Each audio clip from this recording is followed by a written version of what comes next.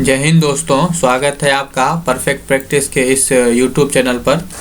तो इस वीडियो में जो है हम देखेंगे जो हमारा स्टैटिक जीके का है सेट नंबर 28 का हम फुल डिस्कशन करेंगे। ये वीडियो आपके एग्ज़ाम के लिए काफ़ी इम्पोर्टेंट रहेगा। इसमें हम जो है इस क्वेश्चन आंसर के साथ साथ जो है इससे जुड़े जितने भी फैक्ट हो सकते हैं उन सारे फैक्ट का रिवाइज करेंगे और उसको देखेंगे अच्छी तरीक़ा से। वो भी हम जो है इसमें पिक्चर का प्रयोग किए हैं, पिक्चर, और साथ ही जो है जहाँ जहाँ आवश्यकता पड़ा है वहाँ वहाँ हमने मैप का भी प्रयोग किया है। तो पिक्चर और मैप का कॉम्बिनेशन जो है ये वीडियो आपके नॉलेज के लिए और रिवीजन के लिए काफ़ी महत्वपूर्ण साबित होने वाला है, काफ़ी अच्छा साबित होगा। तो आप इस वीडियो को जो है यदि आपको सीखने की दृष्टि से देख रहे हैं तो वीडियो को पूरा आप ज़रूर देखें, ठीक है। और आपको कैसा लगेगा ये वीडियो हमें कमेंट करके आप बताएंगे कि आपको ये वीडियो कैसा लगा। इससे हम जो है नेक्स्ट वीडियो जल्दी ही लाने का और अच्छा प्रयास करेंगे। तो वीडियो पे आगे बढ़ने से पहले यदि आपने सब्सक्राइब नहीं किया है तो आपसे निवेदन है कि सब्सक्राइब करके बेल आइकन दबा दें। आज जिन्होंने सब्सक्राइब किया है वो चेक कर लें कि उनका बेल आइकन ऑन है या नहीं। तो ठीक है दोस्तों, तो हम बिना समय को बर्बाद किए जो है हम बढ़ते हैं क्वेश्चन की तरफ, ठीक है। तो ये जो वीडियो जो है पूरी तरह से ओरिजिनल है, बिना किसी एडिटिंग का है। और हो सकता है एडिटिंग नहीं है तो एडिटिंग पे आप ध्यान नहीं देंगे, कंटेंट पे ध्यान देंगे, जो आप को चाहिए उस पर ध्यान देना है, ठीक है। और बैकग्राउंड से थोड़ा घर में है तो आवाज़ तो थोड़ा बहुत आ ही जाता है, तो उसको आप मैनेज करेंगे। आप भी घर में होंगे तो आप ऐसी स्थिति को समझ सकते हैं।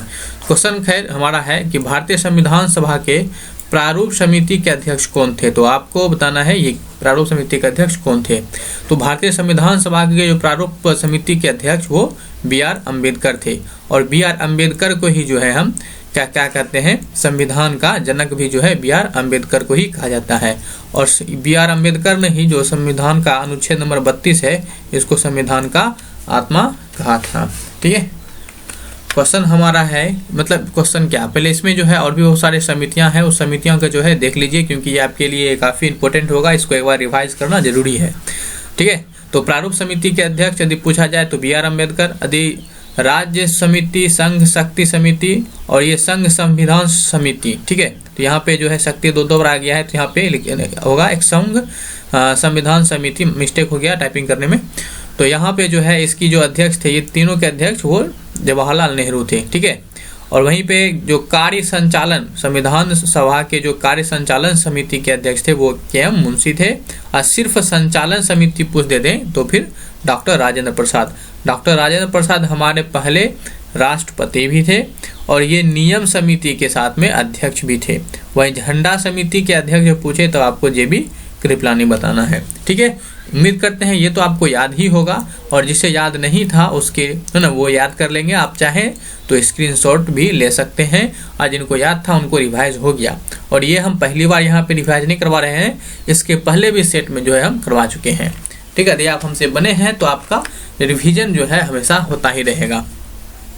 क्वेश्चन है कौन सी बीमारी प्रोटोजोआ के कारण होता है।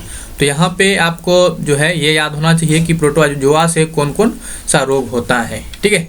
तो प्रोटोजोआ से जो रोग होगा वो कौन सा रोग होता है, वो काला जार होगा। क्या होगा, काला जार होगा, ठीक है। तो प्रोटोजोआ से जो होने वाले रोग है उसकी कुछ ट्रिक होते हैं जो काफ़ी फेमस ट्रिक है, उसको जो है आप याद रखेंगे। पे काम सोप, इसको जो है आप 4-5 बार बोलेंगे, पे काम सोप, पे काम सोप, पे काम सोप, पे काम सोप, ठीक है। तो ये याद रखना है। पे मतलब हो गया पेचिस, का मतलब काम में जो का है इस का मतलब कालाजार, और माँ का मतलब मलेरिया, और सो का मतलब हो गया सोने की बीमारी। सोने की बीमारी जो होती है वो भी प्रोटोजोआ के कारण होती है। अप्पा का मतलब हो गया पायरिया, ठीक है। तो पे काम सोप, पे काम सोप, पे काम सोप, पे काम सोप, पेचिस, कालाजार, मलेरिया, सोने की बीमारी। तो ये सभी जो है आपको याद होना चाहिए कम से कम, ठीक है। आपको याद होना चाहिए ये सब प्रोटोजोआ से होने वाले हैं। तो ऑप्शन में हमारा जो था वो कालाजार था, यहाँ पे आप देख सकते हैं कालाजार, ठीक है। तो यहाँ से ध्यान रखेंगे आप। क्वेश्चन हमारे पास क्या है कि गुरु पर्व सिख समुदाय का सबसे महत्वपूर्ण और पवित्र त्योहार है जो सिख समुदाय के हैं। हिंदू कैलेंडर के अनुसार इसे निम्नलिखित में से किस महीने में मनाया जाता है, ठीक है। तो ये बताना है जो गुरु पर्व है वो हिंदू कैलेंडर के अनुसार किस महीने में जो है मनाया जाता है, ये आपको बताना है। तो ये जो हो जाएगा, ये जो गुरु पर्व होता है वो हिंदू कैलेंडर के अनुसार कार्तिक महीने में मनाए जाते हैं। यहाँ आप स्क्रीन पे जो है जो हिंदू पंचांग है यानी कि हिंदू कैलेंडर है, आप उसको यहाँ पे सारे 12 महीनों का नाम देख सकते हैं। यानी कि आप जैसे कि हमारा इंग्लिश जो होता है ना, हमारा तो इंग्लिश नहीं कह सकते, लेकिन इंग्लिश कैलेंडर जो कि प्रचलित है, चलता है ज़्यादातर, तो उसका जो पहला महीना शुरू होता है वो जनवरी से होता है।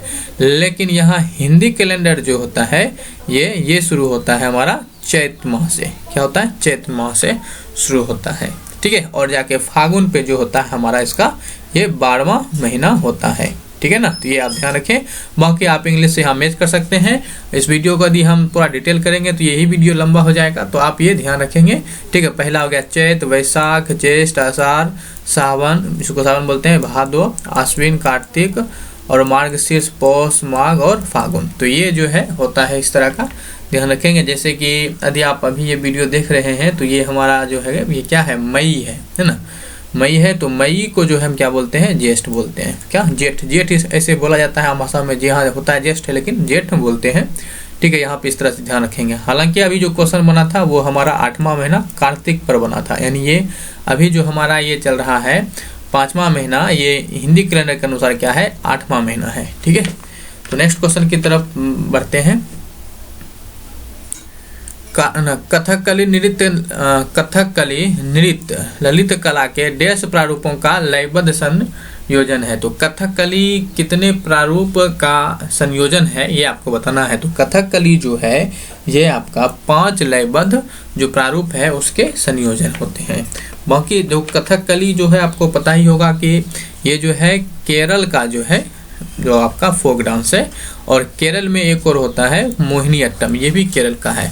भारतनाट्यम तमिलनाडु में है, कथक उत्तर भारत या उत्तर प्रदेश में है, कुचिपुड़ी आंध्र प्रदेश, यक्षगान कर्नाटक का है, और यात्रा जो है पश्चिम बंगाल में, ओडिसी जो है उड़ीसा का, मणिपुरी जो है मणिपुर का।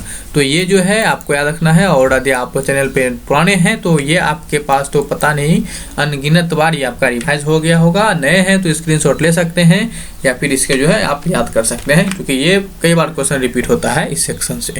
क्वेश्चन है कंप्यूटर डेटा स्टोरेज भंडारण के मेमोरी साइज के संदर्भ में 1 गीगाबाइट कितने मेगाबाइट के बराबर होते हैं। तो आपको ये बताना है कि जो 1 गीगाबाइट है वो कितने मेगाबाइट के बराबर होता है। देखिए गीगाबाइट क्या होता है? बड़ा होता है, मेगाबाइट जो होता है इससे छोटा होता है। तो कितने के बराबर होते हैं ये बताना है।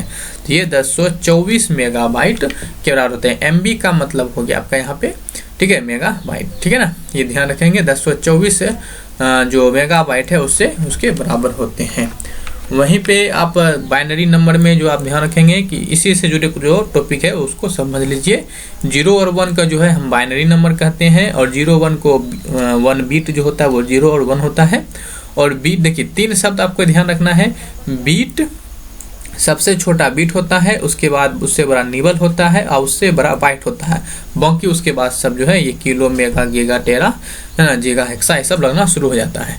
तो bit, nibble, byte, bit, nibble, byte, ये 3 शब्द याद रखेंगे। तो बीट हो गया 0-1, 4 बीट मिल के जो है 1 निबल के बराबर होता है। 4 बीट मिल के 1 निबल के बराबर, और 8 बीट मिलकर 1 बाइट के बराबर, और यदि निबल बोल देंगे तो 2 निबल के बराबर होता है, ठीक है। तो हमसे और 1 किलो बाइट क्या हो गया? 1024 बाइट। 1 मेगाबाइट क्या हो गया? 1024 किलोबाइट हो गया, और 1 गीगाबाइट जो हो गया 1024 मेगाबाइट के बराबर हो गया। और इसी के ऊपर जो है इस सेक्शन से क्वेश्चन अभी पूछा गया था, और हमने जो है आपके लिए पूरा सेक्शन ही जो है टॉपिक ही ये कवर कर दिए हैं। तो आपके लिए बहुत अच्छा होगा, आप चाहे तो स्क्रीनशॉट ले सकते हैं, या आपको याद होगा तो बहुत अच्छी बात है, ठीक है। लेकिन आप इस जो ये पॉइंट है, ये पॉइंट इसके पहले भी ये क्वेश्चन आया हुआ था, तो इस पॉइंट से क्वेश्चन बना था, ठीक है। तो इस पॉइंट को जो है भी आप ध्यान में रखेंगे। ये पॉइंट हमने एक्स्ट्रा बना के सारा ध्यान में रखना है, ठीक है। तो चलते हैं नेक्स्ट वीडियो की तरफ। क्वेश्चन हमारे पास क्या है? निम्नलिखित में से किस वैज्ञानिक ने डायनामाइट का आविष्कार किया? तो डायनामाइट का आविष्कार किसने किए थे? बताइए जल्दी से, किसने किए थे? तो ये किए थे, डायनामाइट का आविष्कार करने वाले वैज्ञानिक थे अल्फ्रेड नोबेल। कौन थे? Alfred Nobel.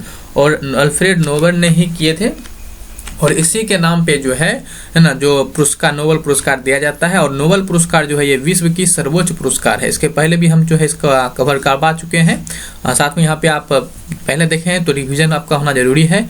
और इसी ने जो है 1901 से में शुरू ये नोबेल पुरस्कार किया गया था, इसी के यादों में। और ये 6 क्षेत्र में दिया जाता है, शांति, साहित्य, भौतिकी, रसायन, चिकित्सा विज्ञान और अर्थशास्त्र। इस 6 क्षेत्र में जो है आपका नोबेल पुरस्कार दिया जाता है। राशि के रूप में जो है $10 लाख राशि दिया जाता है। यहाँ आप जो है नोबेल